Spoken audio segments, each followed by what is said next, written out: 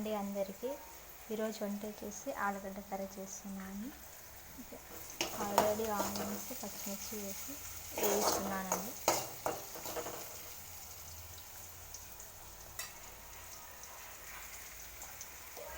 Onions fry అయినాయండి. అందులో మనం పసుపు, అల్లం వెల్లుల్లి పేస్ట్ వేసుకుందాం. వేసిన తర్వాత టమాటా వేసుకుందామండి.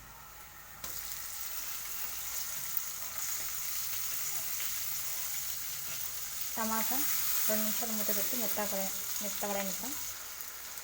ఇప్పుడు అందులోనే మనం ఆలుగడ్డ వేసుకొని బాగా ఆయిల్లో ఫ్రై చేసుకుందామండి. ఆలుగడ్డ బాగా వేగితే పచ్చి వాసన పోయి టేస్ట్ చాలా బాగుంటుంది. ఒకసారి మూత తీసి చూద్దాం. మధ్య మధ్యలో మూత తెచ్చుకుంటూ తీసుకుంటూ ఫ్రై చేసుకోవాలండి, లేకపోతే అడుగంటిపోతుంది. ఇందులోనే మనము కారం పొడి, ధనియా పొడి వేసుకుందాం.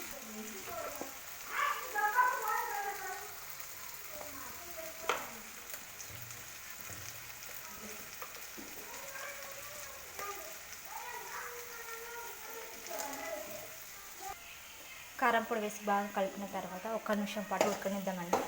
కారం పొడి ఉడికితే టేస్ట్ చాలా బాగుంటుంది. చూడండి, ఆయిల్ పైకి తేలుతుంది చూడండి, బాగా మగ్గిపోయిందండి. ఇప్పుడు మనము గ్రేవీకి సరిపడా వాటర్ వేసుకుందాం.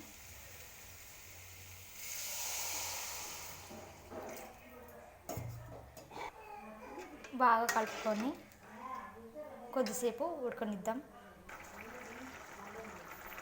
ఆలుగడ్డ కర్రీ రెడీ అయిందండి. Thank you for watching. నచ్చితే ఒక లైక్ చేయండి.